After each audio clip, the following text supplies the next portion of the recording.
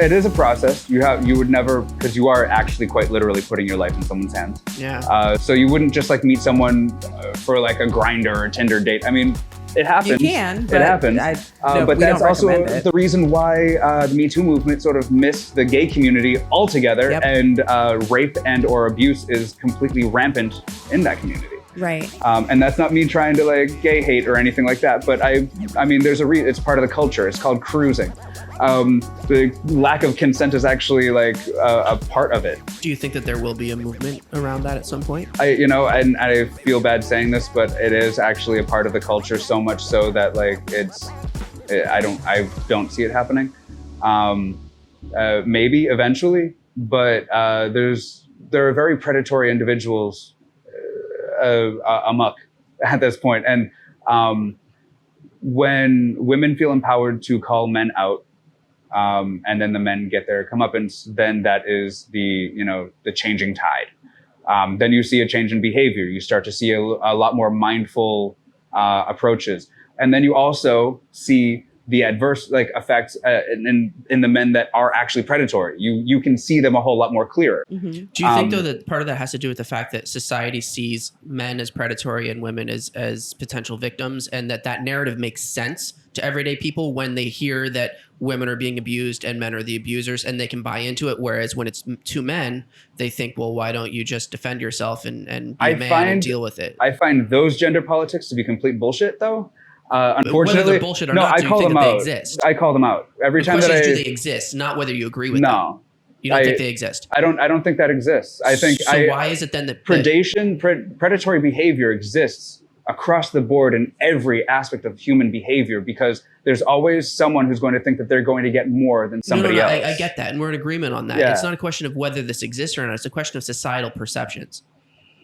The societal perception around something like men versus women being more predatory, or being something that they can understand when somebody is claiming it, versus when it's happening in a male on male or a female on male where the male is the victim. It's not something that general people in society have a frame of reference to understand. Male fragility we're talking about. Essentially the fact that like men can't be seen as victims. Right. And so because of that, men are less likely to not only just report being victimized, but being taken seriously when a victim. And not only just that, when they are actually seen as a victim, then after that, he also then has to live with the fact that he's been victimized. And there's a form of PTSD that comes along with that as well. Right. So another example of where I've seen this kind of abuse play out in the same way, where it's in the modeling world, where when female models or female actresses have been abused and have spoken out about it, they are embraced by society and supported.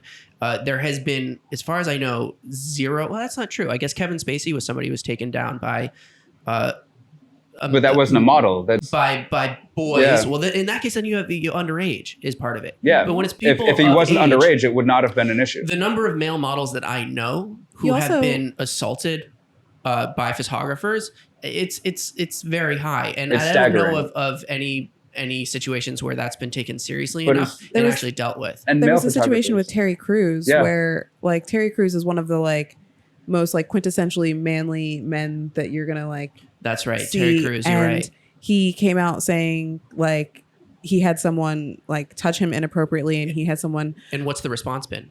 The response was like, I mean, it was Terry Crews, so like he got his justice, right? Like, but from what I heard, though, he also his has masculinity, been complaining. His masculinity was questioned, and like, well, you're this big bad masculine man. Why didn't you fight back? Right. Yeah. And his response was, what the actual fuck? Like, if I had started assaulting this man, there's still the politics of like a black man, this angry black turning man around and beating the shit out of a white dude. So there's already that dynamic, but then and he would have been called homophobic too. Of course.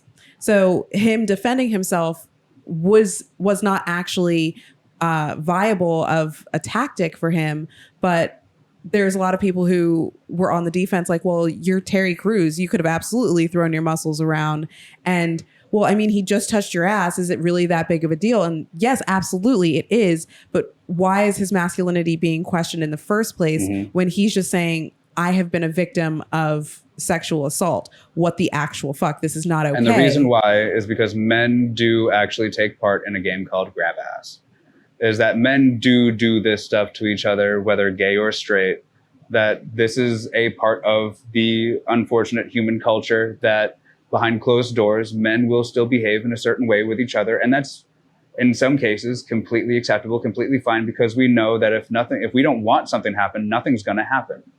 And the worst part about it is there's an entire community of people who, I don't want to say are falling victim, because they're not victim. I mean, like, nobody that I've heard of has fucking complained about it. Like, it's been a hallmark. And so in the gay community, in the gay community, right.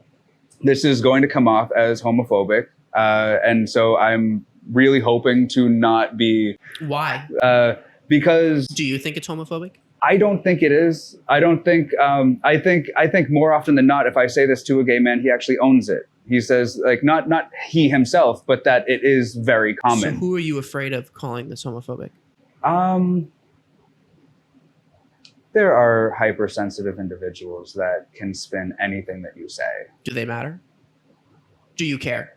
What I care about is someone screwing with my name or my reputation personally. I think that's more the other aspect of it, is like, unless so this is on film, like, this is, but if someone has an anecdotal story saying, like, oh, he did this, he said this, he is this, there's no proof. You can't right. defend yourself against it. Right. And so, and in some instances, not directly, but hypothetically speaking, if someone were to say, like my old neighbor, saying, hey, this guy tried to rape me,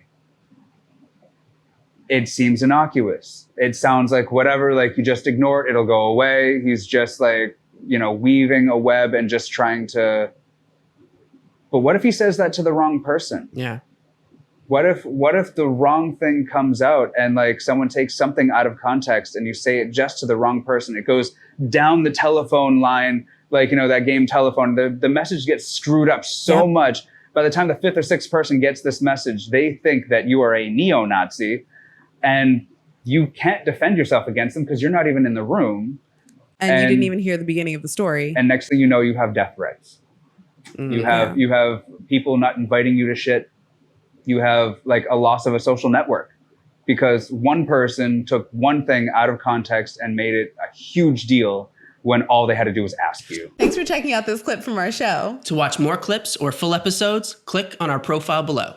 If you want to stay up to date on all of our new episodes and videos, click subscribe. And if you have any ideas for future guests or topics that you would like to see us cover on the show, leave us a message in the comments or connect with us on any of our social media channels at Funtime Program. Or on our website at funtimeprogram.com. We'll see you in the next one. Bye-bye.